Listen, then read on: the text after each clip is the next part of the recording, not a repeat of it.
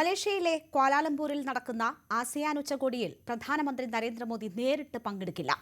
ഉച്ചകോടിയിൽ വിർച്വലായാകും പങ്കെടുക്കുകയെന്ന് പ്രധാനമന്ത്രി എക്സിൽ കുറിച്ചു. ഇതോടെ ഉച്ചകോടിക്കിടെ നടക്കുമെന്ന് പ്രതീക്ഷിച്ചിരുന്ന മോദി ട്രംപ് കൂടിക്കാഴ്ച നടക്കില്ലെന്ന് ഉറപ്പായി. ഇന്ത്യ അമേരിക്ക വാണിജ്യ കരാർ സംബന്ധിച്ചും താരിഫ് കുറയ്ക്കുന്നത് സംബന്ധിച്ചും നിർണായക ചർച്ചകൾ ഈ കൂടിക്കാഴ്ചയിൽ ഉണ്ടാകുമെന്നായിരുന്നു പ്രതീക്ഷിച്ചിരുന്നത്.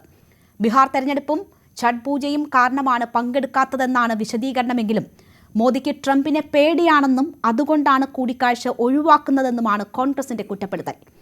ഐക്യരാഷ്ട്രസഭയുടെ പൊതുസമ്മേളനത്തിലും ഗാസ സമാധാന കരാർ ഒപ്പിടുന്ന വേളയിലും ട്രംപുമായി കൂടിക്കാഴ്ചയ്ക്കുള്ള അവസരം പ്രധാനമന്ത്രി ഒഴിവാക്കിയിരുന്നു. ദീപാവലി ആശംസ നേരാൻ കഴിഞ്ഞ ദിവസം പ്രധാനമന്ത്രിയെ ട്രംപ് വിളിച്ചിരുന്നു. വ്യാപാരത്തെക്കുറിച്ചായിരുന്നു ചർച്ചയെന്നാണ് പ്രതികരണങ്ങൾ വന്നതെങ്കിലും റഷ്യൻ എണ്ണ വാങ്ങില്ലെന്ന് ഉറപ്പ് കിട്ടിയെന്നായിരുന്നു ട്രംപ് ആവർത്തിച്ചത്. ഓപ്പറേഷൻ സിന്ദൂറിലും റഷ്യൻ എണ്ണ വാങ്ങുന്ന വിഷയത്തിലും ട്രംപ് അവകാശവാദം തുടരുമ്പോൾ കൂടിക്കാഴ്ച മോദി വേണ്ടെന്ന് വെച്ചതോ? എന്താണ് ഇന്ത്യ അമേരിക്ക ബന്ധത്തിൽ സംഭവിക്കുന്നത്?